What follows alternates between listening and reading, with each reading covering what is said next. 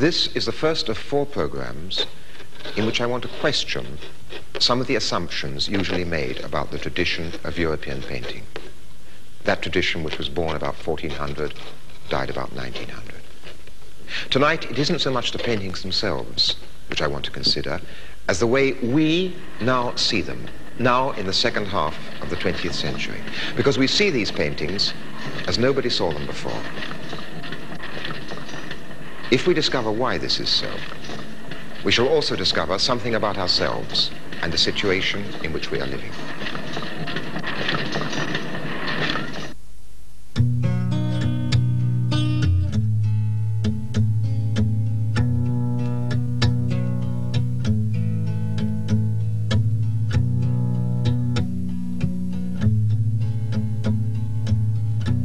The process of seeing paintings or seeing anything else is less spontaneous and natural than we tend to believe.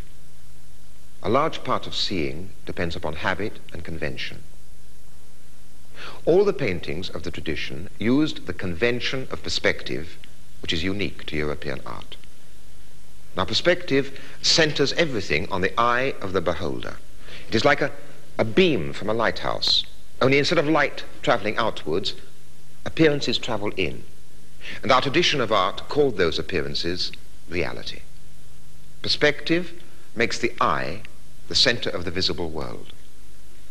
But the human eye can only be in one place at a time. It takes its visible world with it as it walks.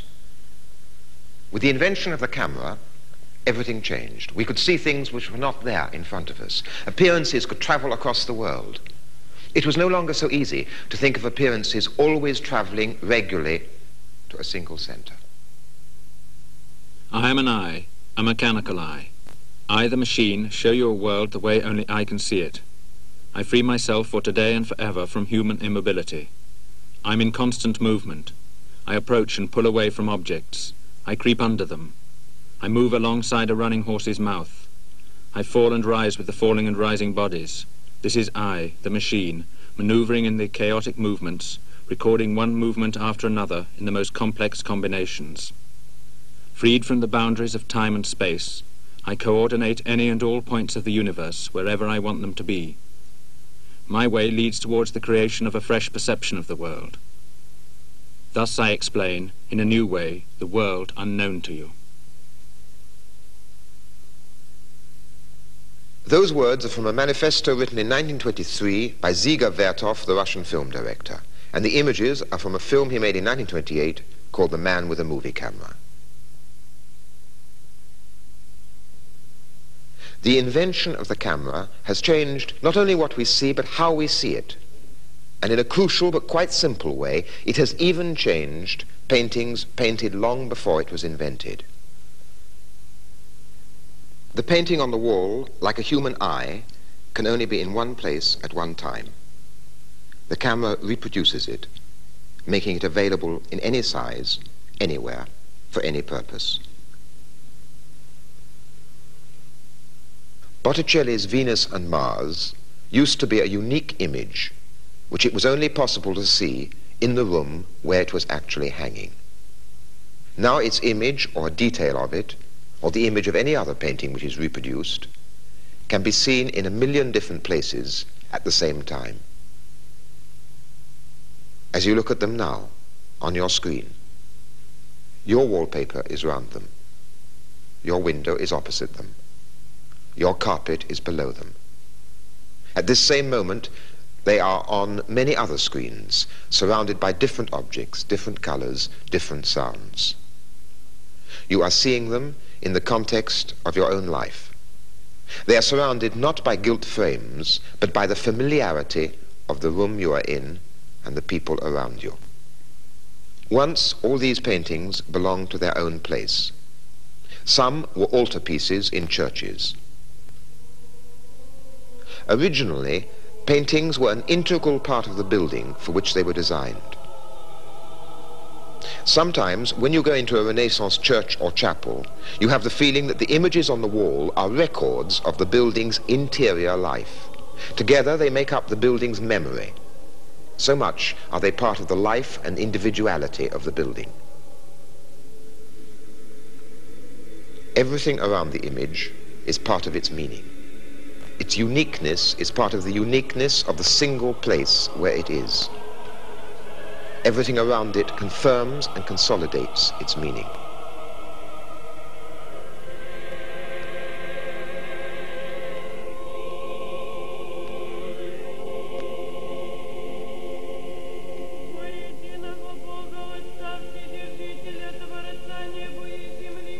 The extreme example is the icon.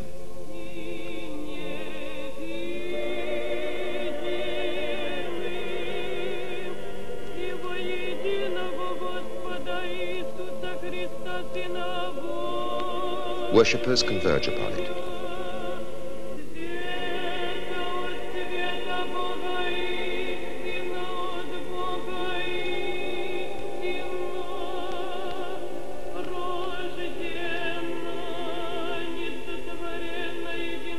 Behind its image is God.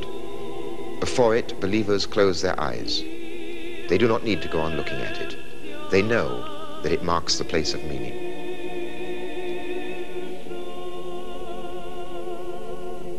Now, it belongs to no place. And you can see such an icon in your home. The images come to you. You do not go to them. The days of pilgrimage are over. It is the image of the painting which travels now, just as the image of me standing here in this studio travels to you and appears on your screen. The meaning of a painting no longer resides in its unique painted surface, which it is only possible to see in one place at one time. Its meaning, or a large part of it, has become transmittable. It comes to you, this meaning, like the news of an event. It has become information of a sort. The faces of paintings become messages, pieces of information to be used, even used to persuade us to help purchase more of the originals, which these very reproductions have in many ways replaced.